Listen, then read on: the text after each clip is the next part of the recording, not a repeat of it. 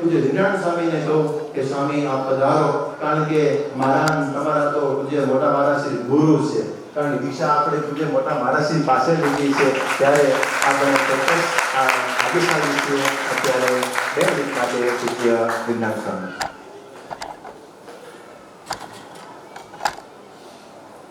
કૃષ્ણાલબ્ધ પ્રબોધો જગત ચૈતન્ય દેશાનુસાર શ્રી રામાનંદ રૂપ પુનર્વિધરણ ઉદ્ધવ પ્રાદુરાસી સસી કૃષ્ણશ્ચ ભૂય પ્રકટિત સહજાનંદ દિવ્ય સ્વરૂપ તમ્મેને સ્વમ ગુરુમ યત તદમિતિ મતો યૌધવ સંપ્રદાય.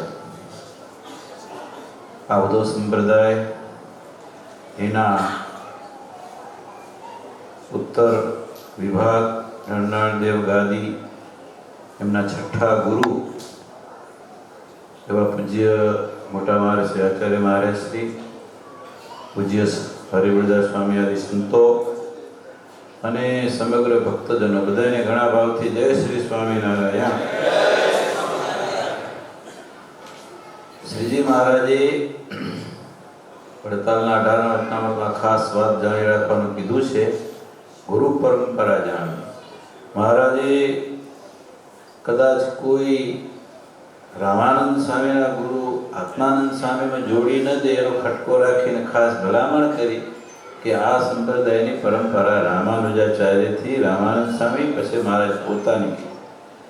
મહારાજે જ્યારે બે આચાર્ય સ્થાપ્યા તો મહારાજે આચાર્ય સ્થાપ્યા પછી અયોધ્યા પ્રસાદજી મહારાજ અને રઘુવીરજી મહારાજ એની સ્થાપના કર્યા પછી મહારાજ શ્રીએ ગાદી સોંપી દીધી, એટલે શ્રીજી મહારાજે ગાદી સોંપી દીધી બેને. પછી શ્રીજી મહારાજનું કઈ મહત્વ ઘટી ગયું નથી? ઘટ્યું ને. એના ગુરુ પરંપરામાં છે એમ પૂજ્ય મોટા મહારાજ શ્રીએ ભલે આપણા સાતમા ગુરુ કૌશલેન્દ્ર પ્રસાદજી મહારાજની ગાદી સોંપી દીધી, પણ એનું ગુરુનું મહત્વ બિલકુલ ઘટ્યું નથી. આપણા ગુરુ છે, જેમને જેમને એમની પાસે દીક્ષા લીધી એમના તો ગુરુ ખરા, પણ આખા સંપ્રદાયના સ્વામી અક્ષર સ્વામીએ જેમ કીધું એમ અમને તો મોટા મહારાજ શ્રી દીક્ષા આપી છે, અમારા ગુરુ તો એ જ છે. હું તો રોજ યાદ કરું પાછું, કારણ પરંપરામાં યાદ કરું ત્યારે મહારાજશ્રીને યાદ કરું, આખી ગુરુ પરંપરાને યાદ કરું. અને રોજનો મારો નિયમ છે કે રોજ મનોમન વંદન કરી ગુરુને પ્રણામ કરું. અને માળા કરીએ જ્યારે ગુરુ પરંપરામાં ગુરુ મંત્રની, ત્યારે પણ પહેલા ગુરુની પરંપરાને યાદ કરીએ છીએ, પછી માળા કરીએ. ડાયરેક્ટ એમને માળા કરતા નથી.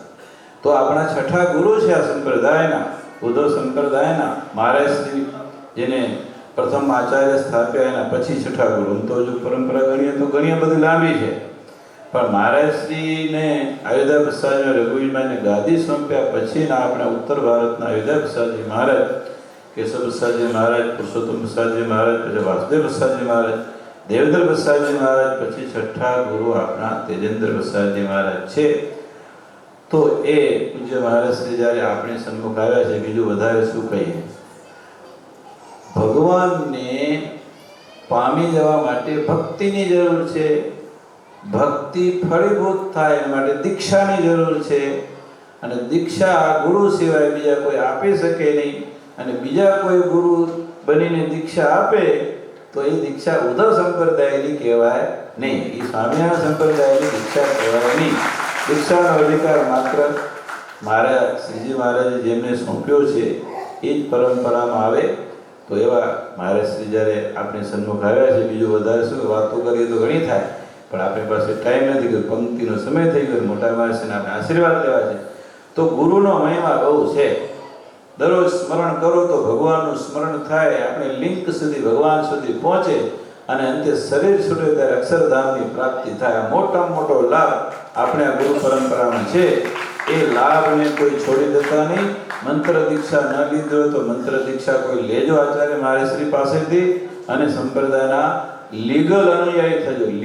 લીગલ ઇલીગલમાં ખબર હોય ને તમે? હા, લીગલ અનુયાયી થજો.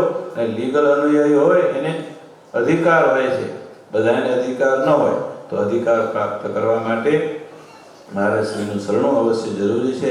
મોટા મહારાજશ્રી જ્યારે પધાર્યા છે ચરણમાં વંદન કરીએ કે આ મહારાજશ્રીના ગુણો, તો શ્રીજી મહારાજ આમ અદ્રશ્ય સાંભળ્યું એટલે કહી દઉં. દક્ષિણ ભારતના પંડિતો અમે જ્યાં ભણતા હતા મૈસૂરમાં, બધા એ પંડિતો આપણા રામાનુજ વેદાંતના બધા આવ્યા. એમને પૂજ્ય મહારાજશ્રીને જોયા ને, દક્ષિણ ભારતના પંડિતોએ પૂજ્ય મહારાજશ્રી ત્યારે ગાદી ઉપર હતા.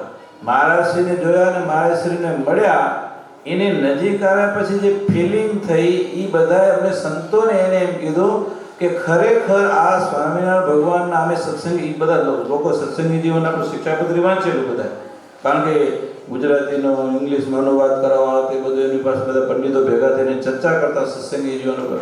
એ કે સત્સંગી જીવન વાંચ્યું હતું અને એમાં સ્વામિનારાયણ ભગવાનને જે રીતે અમે ઓળખ્યા, તો આ મહારાજશ્રી પાસે અમે ખાલી નજીક આવ્યા એટલામાં અમને ફિલિંગ થઈ ગયું કે સ્વામિનારાયણ ભગવાનના ખરેખર વારસદાર આ છે.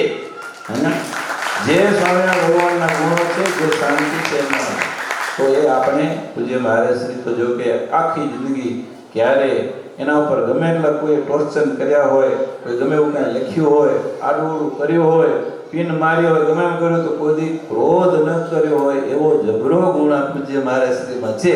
એ આપણે શીખવાડ્યો છે. બસ બધાને કહેતા હું પૂજ્ય મહારાજશ્રીને ચરણવંદન કરી મારું સ્થાન લઉં છું. બધા ભક્તોને ઘણા ભાવથી જય શ્રી સ્વામિનારાયણ.